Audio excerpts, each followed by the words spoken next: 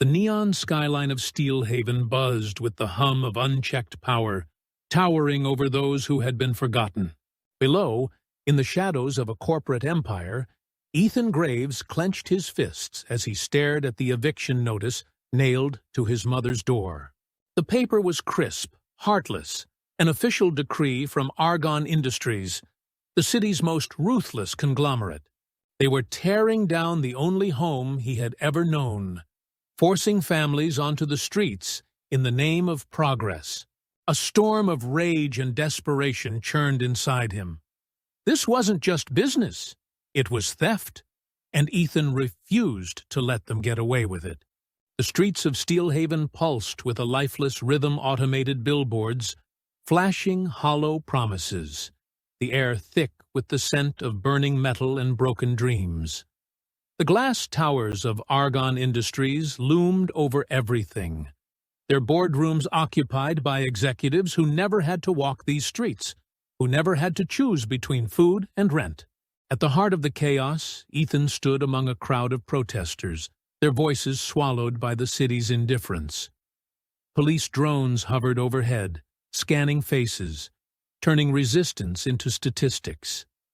The movement had tried everything: petitions, rallies, lawsuits.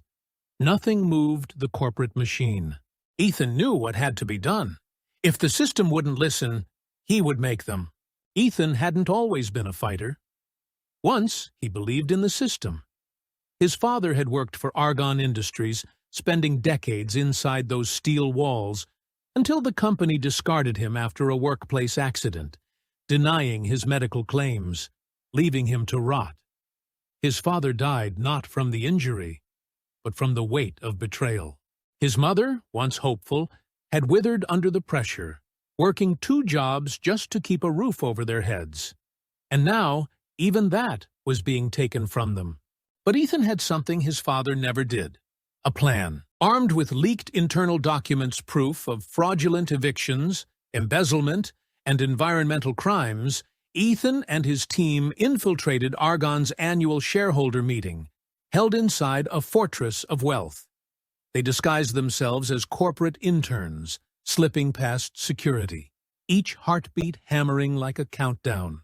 Inside, the CEO, Victor Langley, a man of polished smiles and ruthless efficiency, stood before 100 elite investors, boasting about record profits. Ethan stepped forward, a stolen employee ID clipped to his jacket. "Sir," he called, voice steady, "before you continue, I think the investors deserve to hear the real numbers." Langley's gaze sharpened, his lips curling in a practiced smirk. "And you are?" "Someone who won't be ignored anymore." He threw the evidence onto the conference screen. The crowd gasped as emails and financial reports flashed across the giant display. Detailed records of illegal land acquisitions, falsified documents, even bribes to silence the media. Langley's smile didn't falter, but Ethan saw the flicker of panic in his eyes. "You have no idea what you're doing," Langley said, his voice an icy whisper. Ethan stepped closer, his voice rising for everyone to hear. "You built this empire by crushing lives. That ends today." Security guards surged forward, but Ethan's team had already leaked the data online. The damage was done.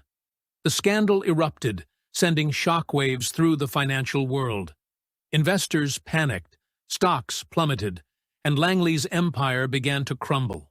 Days later, the front pages bore Langley's face, now disgraced and defeated. The government had no choice but to act. Argonne's assets were frozen, lawsuits stacked against them, and Langley was forced to resign. But for Ethan, the fight wasn't over.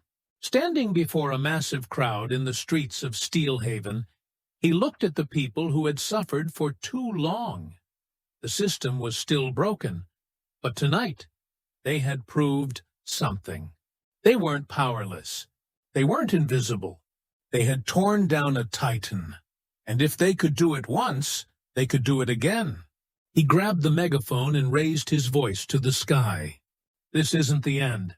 This is just the beginning. The roar of the people filled the night,